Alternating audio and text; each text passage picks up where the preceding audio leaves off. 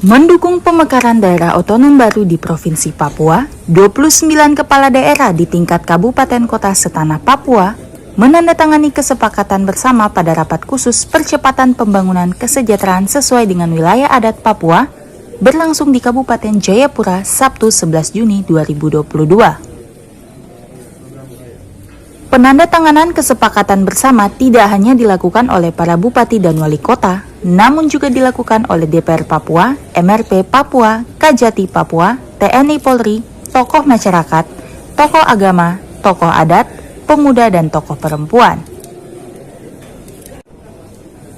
Hasil kesepakatan bersama yang ditandatangani itu akan dilanjutkan kepada Presiden dan DPR RI agar secepatnya ditindaklanjuti.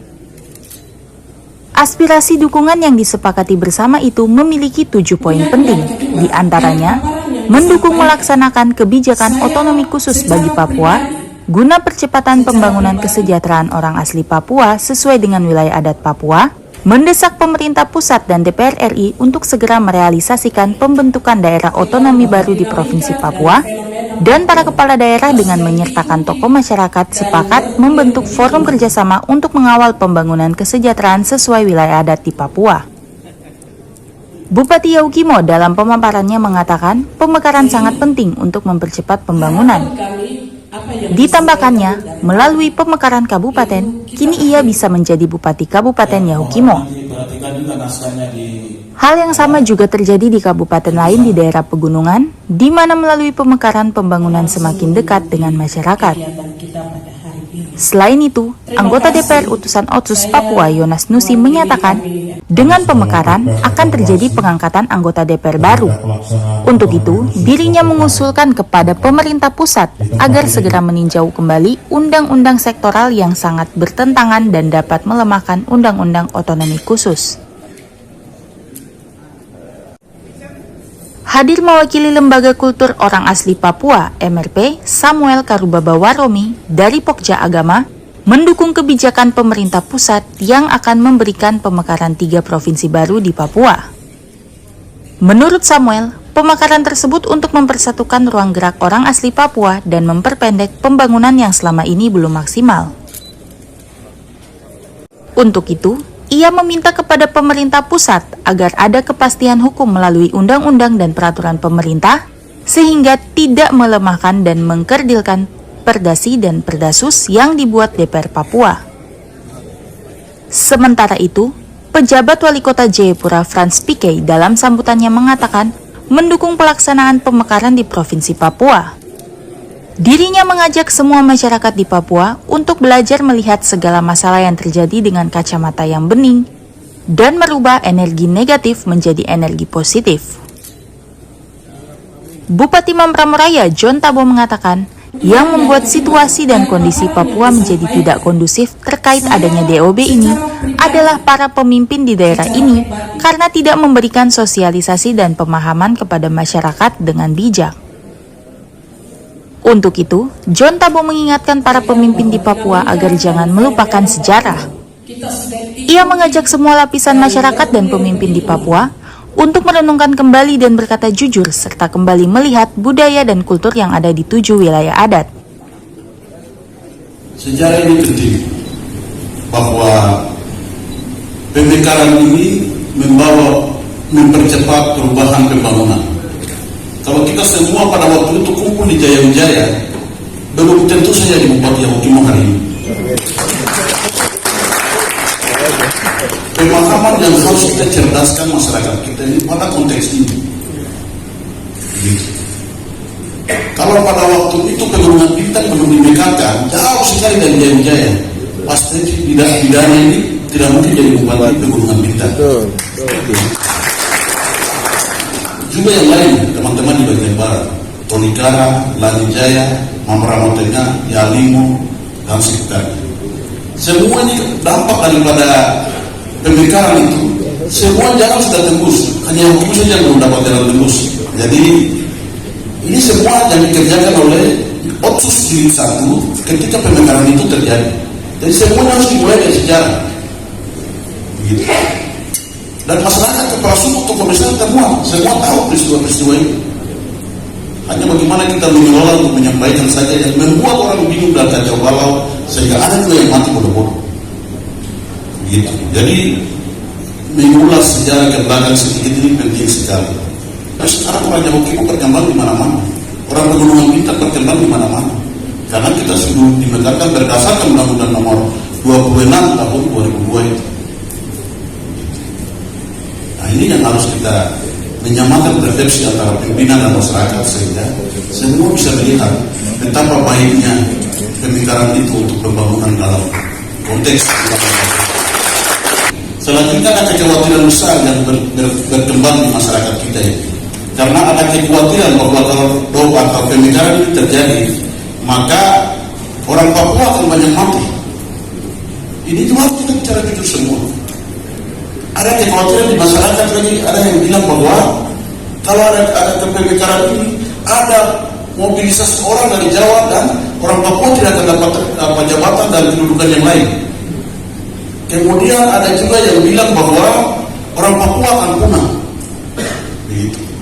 Ini yang harus kita buka dia agak lebar lagi supaya persepsi dan cara pandang ini harus jernih.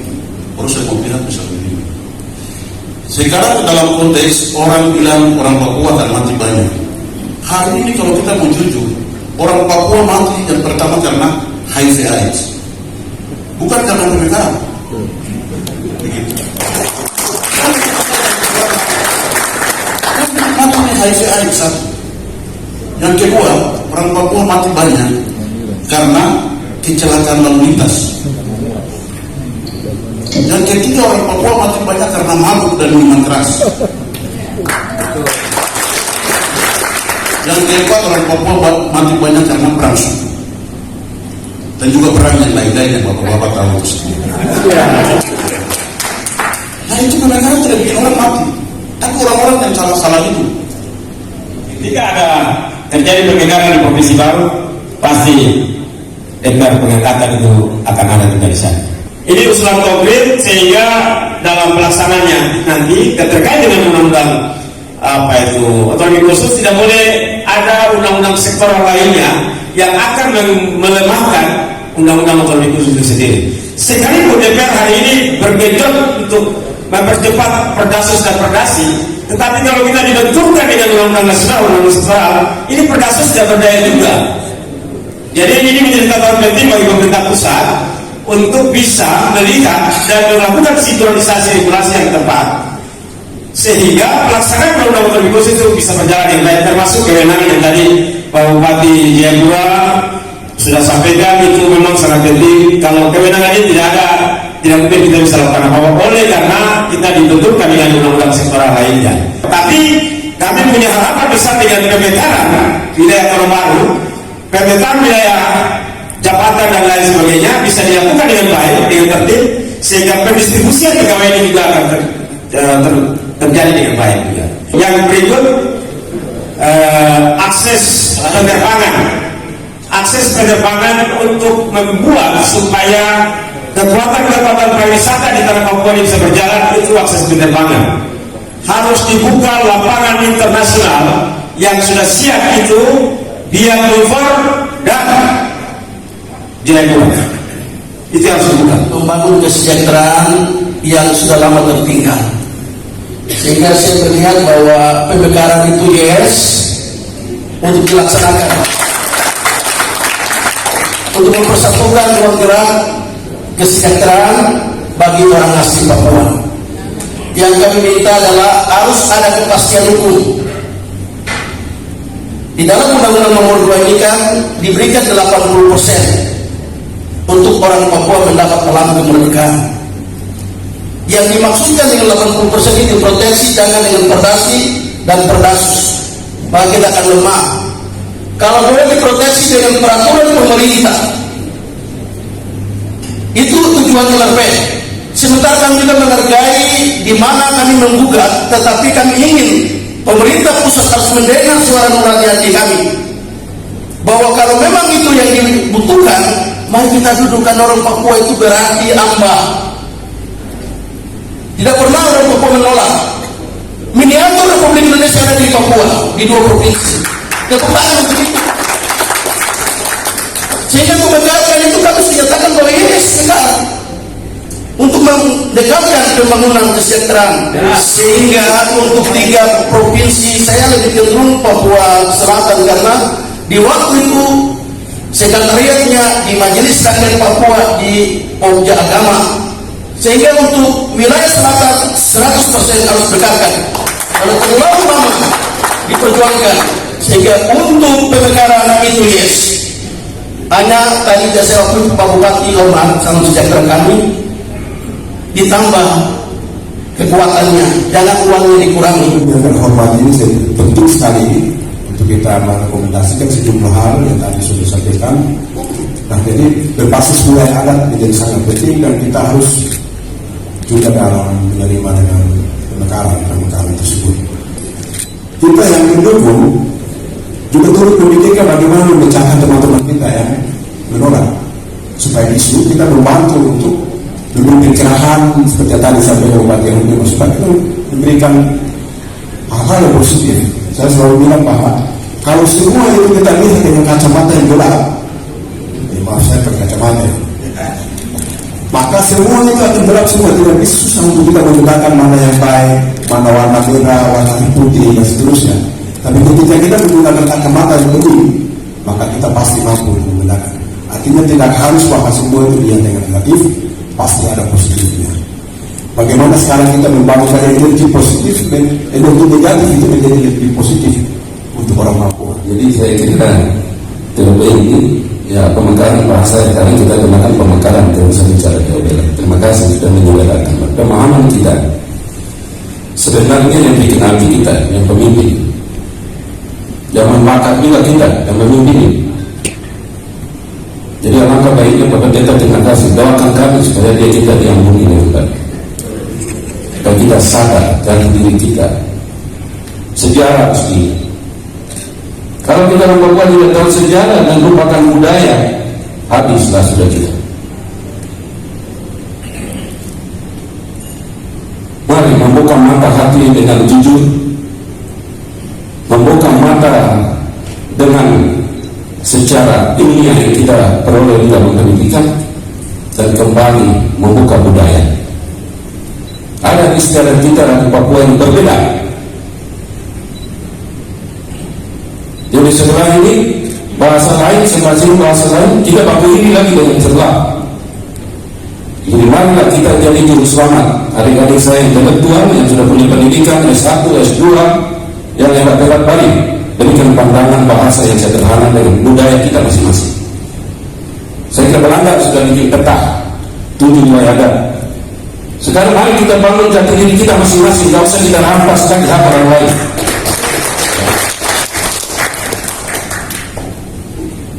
Kalau kamu orang gunung, itu ibaratnya sungai dan gunung. Dia akan banjir, dia turun ke bawah. You punya kebun, you punya rumah, you punya ternak, you punya barang-barang, kita akan sapu habis dan keluar di lautan sana. Dan di sini akan muncul kecemburuan sosial yang akan luar biasa. Mari kemudian dulu di atas potong bagi, dia bagi kasih makan keluarga, pasukan semua. Sudah makan semua? Sudah selesai. Dia taruh pisau itu dan lemak itu dia gosok di badan dan dia jalan. Dia tidak pernah berpikir untuk dirinya, tapi dia berpikir bagaimana pasukannya, keluarganya. Setelah dikasih makan kamu perang, selesai. Pergi, selesai. Komando hanya satu. Jangan kita lupakan, Papua ini satu.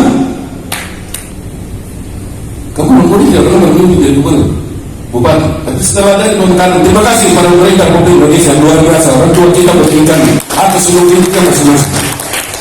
Tidak ada yang kurang. Kok kita ribut? Makanan yang suka di meja ini tidak makan baik, tidak bagi baik, tidak cuci piring baik, lempar buang semua. Teriak terus, negatif banget. Kau pergi lihat kita ini, saya sudah pernah satu kali dia pergi lihat, menderita. Gurita Australia yang bergenggam begini. Kenapa ya, terima kasih. Dukungan yang luar biasa. Ini bikinan yang baik hari ini, nanti tanam buah yang baik. 5-10 tahun akan datang sampai Tuhan Yesus datang, orang Papua akan berbuah baik. BPPN yang wilayah dan Iklim. Papua ini hanya bisa bangun hanya 3 tungku: pemerintah, agama, adat, titik. Kembali masing-masing. Terjemahkan ilmu yang kita dapat, menerjemahkan baik kitab suci yang Tuhan sudah jadikan perjanjian lama itu sudah kisah-kisah hidup nyata. Ujung bumi terakhir di mana? Di Papua ini. Sekarang terima kasih Indonesia sudah berikan kejahatan. Dulu setengah mati tidak sekolah. Sekarang adik-adik sudah biaya sekolah atau khusus dikasih ke Amerika, Australia, kemana-mana. Lalu Anda minta mereka jangan paksa Tuhan. Belajar kembali bangsa Israel. Jangan belajar bangsa Israel. Tuhan mempersiapkan Musa 50 tahun untuk bawa mereka keluar dari penderitaan. Tuhan sedang mempersiapkan Musa di Papua ini. Tunggu saja di bawah. Tim Liputan JTP melaporkan.